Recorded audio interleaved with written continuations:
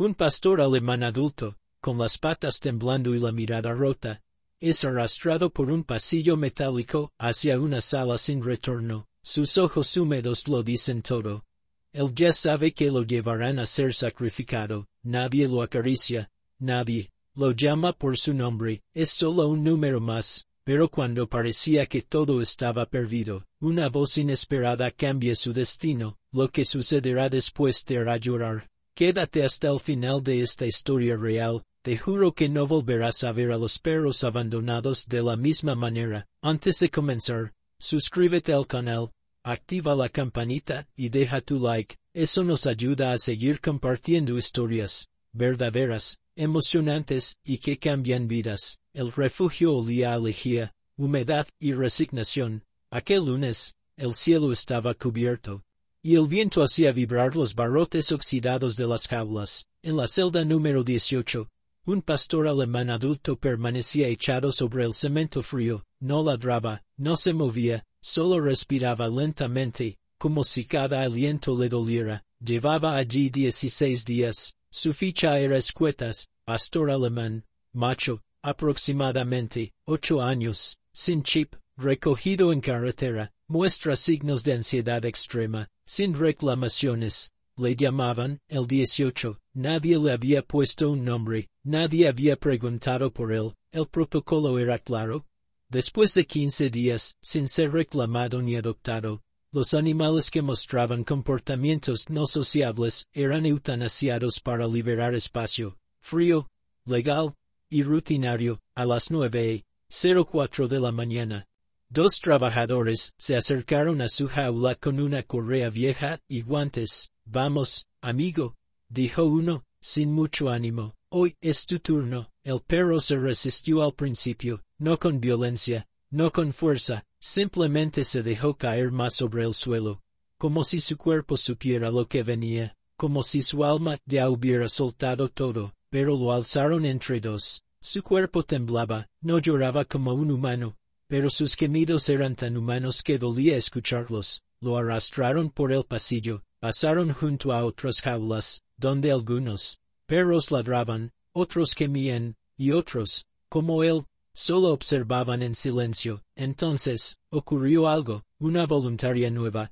Clara, una joven de 24 años que había empezado a ayudar apenas una semana antes, caminaba por el pasillo con una caja de mantas. Iba distraída, pero cuando sus ojos se cruzaron con los del pastor alemán, algo se detuvo en ella. Se le cayeron las mantas. Espera, gritó, corriendo hacia los hombres. ¿Qué están haciendo con él? Está en lista. Nadie lo reclamó, dijo uno de los trabajadores. No come, no juega, no deja que nadie lo toque. Clara se arrodilló frente al perro. Él levantó apenas la cabeza, la miró, y fue solo un instante, pero suficiente. Por favor, dijo ella, con la voz quebrada. Solo dame un día. Déjenme intentarlo. El jefe del turno apareció. ¿Quién eres tú para decidir? Eso, no soy nadie, respondió Clara, pero él tampoco es solo el 18. Es alguien, mírelo. El silencio fue tenso. Finalmente, el jefe suspiró. 24 horas. Después de eso, es nuestro trabajo. No podemos acumular casos. Clara asintió, no lloró, pero tomó la correa con firmeza. El perro la siguió con dificultad, pero la siguió. Ese día, no terminó en la sala blanca del fondo, terminó en una habitación con una manta limpia, una taza de agua, y, por primera vez, una caricia verdadera. Clara no sabía su historia, pero decidió que haría todo por conocerla. El pastor alemán dormía como si no lo hubiera hecho en semanas. Se acurrucaba junto a la manta que Clara le había puesto, con la cabeza descansando sobre sus propias patas. Aún no había comido, aún no confiaba, pero ya no lloraba. Clara lo observaba desde la puerta. Había algo en su mirada que no podía soltarla. Ese perro no tenía el comportamiento de uno agresivo o peligroso. Estaba triste, sí, pero no lo estarías tú también, si nadie te llamara por tu nombre durante más de 2 semanas. Esa mañana, decidió hacer algo más. Fue a hablar con Mauro, uno de los encargados del refugio. ¿Dónde lo encontraron exactamente?, Preguntó, cerca del kilómetro 14, en la ruta vieja del campo, respondió, hojeando una libreta, al lado de una zanja, iba cojeando, estaba solo, alguna marca, algo que indique si tuvo dueño, solo eso, dijo Mauro, señalando, la ficha, tiene una cicatriz, en la pata trasera izquierda, una línea recta, podría ser de una cirugía, o una vieja herida. Clara pidió verlo de nuevo, fue hasta la jaula de cuarentena, abrió la puerta y se sentó con cuidado. El pastor alemán levantó la cabeza, olfateó, y no retrocedió. Ella extendió la mano lentamente y tocó su lomo. No, hubo reacción. Entonces, con delicadeza, levantó su pata trasera. Allí estaba la cicatriz, una línea recta, limpia, con puntos antiguos. Clara tomó una foto. Tú tenías a alguien, ¿verdad? Le susurró, y alguien te falló, o algo ocurrió. Pasó las siguientes horas investigando, llamó a clínicas veterinarias cercanas, envió la foto de la cicatriz, preguntó si algún paciente reciente o antiguo había tenido un pastor alemán macho, de esa edad, con esa marca. Recibió respuestas negativas, una tras otra, hasta que, cerca del mediodía, sonó su teléfono. ¿Eres tú la chica que preguntó por la cicatriz?, dijo una voz femenina. Sí, soy Clara. Mira, no puedo asegurarlo, pero hace 2 años operamos a un pastor alemán, idéntico, lo habían atropellado. Un hombre mayor lo trajo desesperado, dijo que lo había criado desde cachorro. ¿Y recuerda el nombre del perro? Hubo un silencio. Creo que sí, se llamaba Lucas. Clara tragó saliva. ¿Y el hombre? ¿Quién era? Don Ernesto, un granjero retirado, vivía con el perro en una casa vieja al final del pueblo. Después de la cirugía, no volvió. Escuché que tuvo un derrame cerebral y fue internado. No sé si aún vive. Clara anotó todo. Volvió al refugio y se sentó frente al perro. Lucas, dijo en voz baja. El perro levantó la cabeza. Lucas, ¿eres tú? Entonces, por primera vez, movió la cola. Fue un movimiento leve, inseguro, pero fue real. Clara sonrió, con los ojos llenos de lágrimas. Te encontré, esa noche. Lo sacó al patio trasero del refugio, lo dejó oler el aire, lo vio caminar con paso lento, pero más firme. El perro la seguía sin correa. Lucas, volvió a decir, y él respondió, no con palabras, con la confianza de quien, después de perder todo, empieza a creer que aún puede ser amado. Aún faltaban respuestas, aún había feridas abiertas, mas agora había algo que ele não tinha desde o dia em que fui arrastado para o canil, un nome, e uma chance real. Clara no pudo dormir esa noche. La imagen de Lucas, moviendo la cola, aunque fuese apenas un leve movimiento, se repetía en su cabeza una y otra vez, como si fuera un grito silencioso. Él recuerda, él siente. A la mañana siguiente, tomó el primer autobús hacia el pequeño pueblo mencionado por la veterinaria. El camino era largo y polvoriento, entre campos secos y casitas dispersas. Al bajar, un nudo se le formó en el estómago. No sabía qué iba a encontrar, pero sabía que tenía que hacerlo. Preguntó en una tienda, en una farmacia, en una panadería. Todos conocían a don Ernesto, el anciano que vivía solo con su perro, hasta que un derrame cerebral lo obligó a dejar su hogar. Lo internaron de urgencia, y nadie se ocupó de su perro. Ese animal lloró durante días en la puerta del hospital, dijo una vecina, con tristeza. Lo esperó, hasta que un día desapareció. Clara sintió un escalofrío recorrerle la espalda. Lucas no había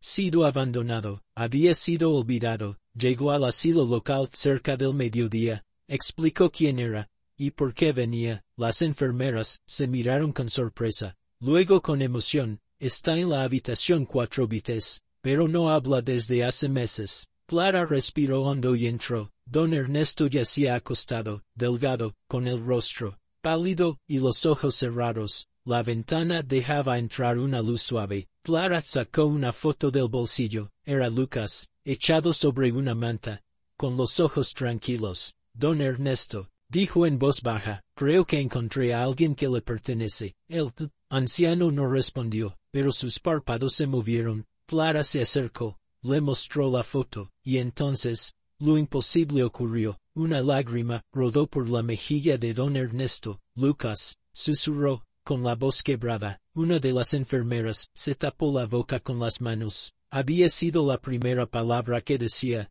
en más de 8 meses. Durante los siguientes minutos, Clara se quedó con él. No hubo grandes discursos, pero los gestos decían todo. Con manos temblorosas, don Ernesto tocaba la foto, como si temiera que fuera un sueño. ¿Dónde está? Logró preguntar. Apenas audible. Está en el refugio, dijo Clara, con voz temblorosa. Está vivo. Lo cuidé, pero necesita volver a usted. Los ojos del anciano se cerraron, y una pequeña sonrisa, apenas visible, apareció en su rostro. Vera, regreso al refugio. El atardecer pintaba el cielo de tonos naranjas y violetas. Lucas estaba sentado junto a la reja de su jaula, como si la esperara. Cuando la vio, se levantó, no con ansiedad, con paz. Clara se arrodilló y lo abrazó. Lo encontré, Lucas. Está vivo, y te recuerda. Lucas apoyó el hocico sobre su hombro, y dejó escapar un suspiro largo. Los días siguientes fueron milagrosos. Clara organizó una visita. El refugio permitió llevar a Lucas al asilo bajo supervisión. Cuando don Ernesto lo vio, por primera vez, desde su silla de ruedas, su cuerpo entero pareció revivir. Lucas, al reconocerlo, no ladró ni corrió, caminó lento, se echó a sus pies, y le apoyó la cabeza en la pierna, como si nunca se hubieran separado. Perdóname, murmuró el anciano, con los ojos cerrados, y Lucas, sin entender las palabras, comprendió el gesto, porque a veces, el perdón no necesita explicaciones, solo presencia y amor. El reencuentro con don Ernesto había traído luz, pero también despertó un nuevo miedo en Clara. Durante días, la conexión entre el anciano y Lucas creció con una ternura que conmovía a todos. Lucas parecía otro, caminaba con más confianza, comía con más ganas, y hasta ladraba suavemente cuando veía la silla de ruedas acercarse. Clara se ilusionó, pensó que el peor momento ya había pasado, pero el miércoles por la mañana, mientras organizaba las planillas del refugio para una actividad escolar, notó algo que la paralizó. Lucas aún figuraba en la lista activa de eutanasia. Fecha, viernes, las 8 hs, sin observaciones, sin actualizaciones, sin nombre. Clara corrió al despacho de Mauro, el encargado administrativo. ¿Por qué Lucas sigue en la lista? Él ya tiene un dueño, sabemos quién es, dónde vive, y que lo ama. Mauro levantó la vista lentamente. Clara, entiendo lo que sientes, pero las reglas son claras. Don Ernesto no puede adoptar legalmente, está incapacitado, no tiene tutor legal, ni recursos para responder por un animal. Entonces déjenme a mí adoptarlo, exclamó, con los ojos encendidos. Yo me haré responsable. Tampoco puedes, suspiró Mauro. Eres voluntaria, no tienes contrato fijo, ni dirección estable registrada. El sistema necesita un perfil verificado para formalizar la adopción, y no tenemos más tiempo. Las siguientes 24 horas fueron una carrera contra el tiempo. Clara buscó asesoramiento legal, llamó a organizaciones protectoras de animales, publicó en redes la historia de Lucas. La historia conmovió, pero los trámites eran lentos. Mientras tanto, Lucas empezaba a notar la tensión, se quedaba más cerca de Clara, sin moverse, sin hacer ruido, la observaba en silencio, como si supiera que algo no estaba bien. No voy a dejar que te hagan daño otra vez, le susurraba a ella, acariciando su cabeza. Te lo prometo. El jueves por la noche, ya sin saber a quién más recurrir, Clara regresó al asilo, le contó todo a don Ernesto, que escuchaba con atención, aunque su cuerpo ya no le respondía como antes. Cuando terminó, el anciano cerró los ojos. Parecía rendido, pero entonces hizo un esfuerzo inmenso, estiró el brazo y señaló hacia su mesita de noche. Mi caja, murmuró. Clara la abrió. Dentro había una pequeña libreta con documentos, fotos antiguas, y un sobre con dinero. ¿Qué era? ¿Es esto? El seguro de mi mujer, dijo con voz quebrada. Guárdalo para él, don Ernesto. Esto es mucho dinero. Lo guardaba para algo importante. Clara no dijo nada, pero su corazón temblaba. Al amanecer, llegó al refugio con los papeles. Había contactado a un abogado que se ofreció como tutor temporal de Lucas mientras se completaban los trámites. También había conseguido que una asociación animalista asumiera los costos del proceso. Entregó todo sobre la mesa de Mauro. Aquí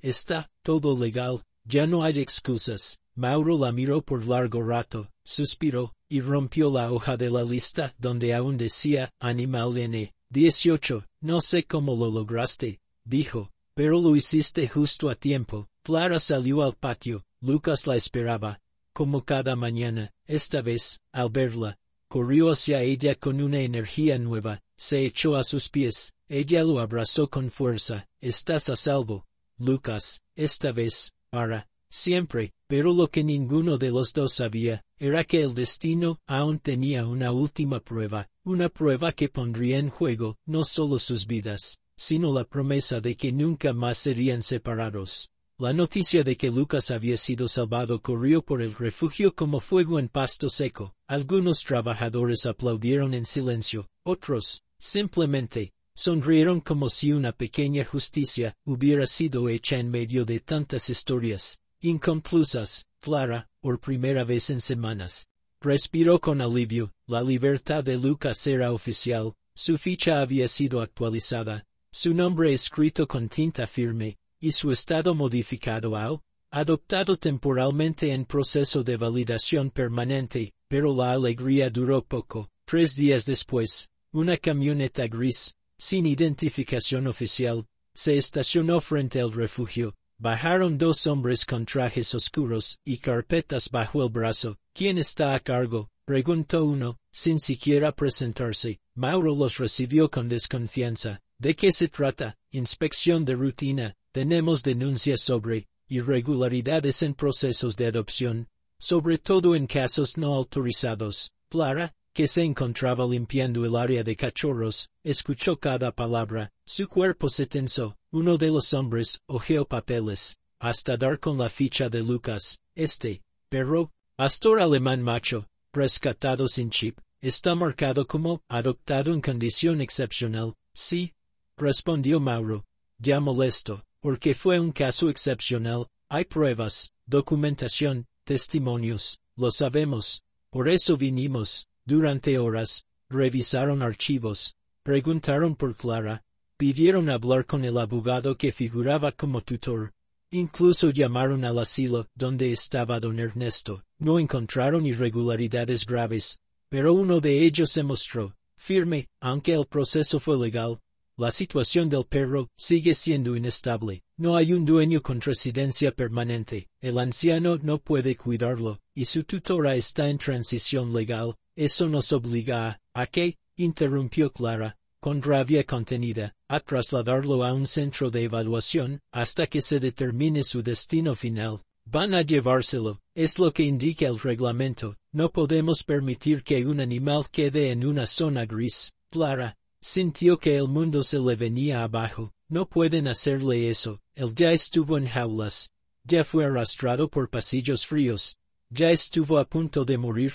Y esta vez no será así, respondió el inspector. Solo será evaluado. Si pasa el protocolo, podrá volver contigo, pero ahora, debe venir con nosotros. Lucas, desde el otro lado del patio, parecía entender algo. Estaba de pie, rígido, observando a Clara con ojos ansiosos. Ella corrió hacia él, lo abrazó. No dejaré que te hagan daño, lo prometo. Lucas se echó, como cuando estaba con don Ernesto, como si aceptara lo inevitable. La camioneta se lo llevó al caer la tarde. El refugio quedó en silencio. Clara se sentó en el suelo, sola, con la mirada clavada en el polvo. Pero esa noche, no lloró, escribió, llamó, publicó, grabó un video, contando toda la historia, desde el día que vio a Lucas arrastrado por ese pasillo, y en cuestión de horas, miles comenzaron a compartirlo. Lucas había sido llevado lejos. Pero esta vez,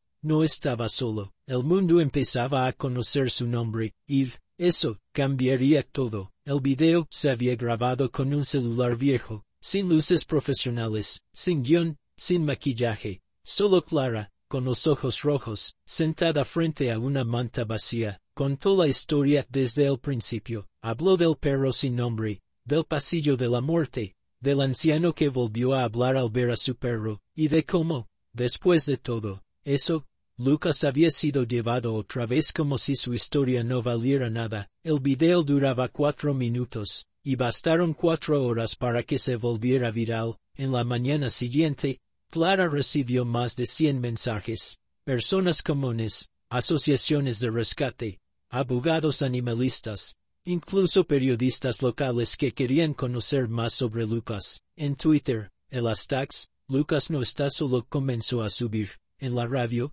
alguien leyó una carta escrita por una niña de 10 años. ¿Por qué quieren separar a Lucas de su amiga si él ya sufrió mucho? Si nadie lo quiere, yo sí, y le prometo que voy a jugar con él cada día. Clara lloró en silencio al escucharla. Lucas, en su nuevo centro de evaluación, no sabía nada de eso, pero algo en su cuerpo comenzaba a apagarse de nuevo. No ladraba, no comía, no respondía, como si su alma, una vez más, se rindiera. Fue entonces cuando una periodista llegó al centro de evaluación con una cámara. Este perro tiene una historia y un nombre, dijo frente a los funcionarios. Si lo devuelven a la jaula, ustedes serán responsables. Y esta vez, el mundo está mirando. Los empleados no sabían qué decir. La presión crecía, y entonces, llegó la noticia inesperada. Un juez, tras una solicitud urgente firmada por más de 200,000 personas en menos de 48 horas, decidió revisar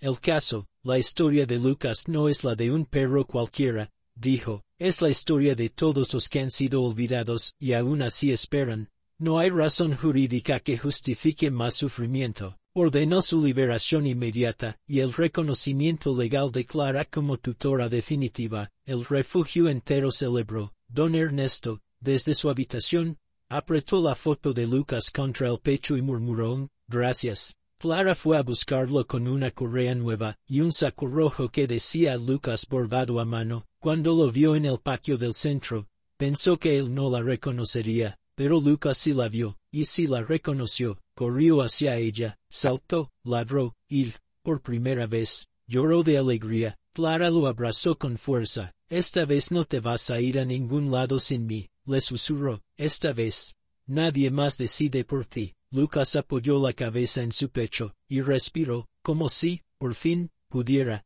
dormir tranquilo, pero aún faltaba una promesa por cumplir, una visita, y un último reencuentro. Era una tarde dorada de otoño cuando Clara y Lucas llegaron al asilo. El cielo estaba despejado, y las hojas caían lentas sobre el sendero de grava. El viejo portón chirrió al abrirse, como si supiera que algo importante estaba por ocurrir. Lucas olfateaba el aire, su cuerpo temblaba, no de miedo, sino de expectativa. Ya no era el perro de la jaula fría, ya no era el número 18, era Lucas, y tenía un nombre, una historia, y un destino que al fin era suyo. Don Ernesto estaba sentado en su silla de ruedas, bajo un árbol seco. Lo habían preparado para la visita, peinado el cabello, abrigado con un suéter gris, pero sus ojos estaban apagados, como si su alma ya se hubiera comenzado a despedir, hasta que escuchó el ladrido. No fue fuerte, ni largo, fue apenas un sonido quebrado, ahogado,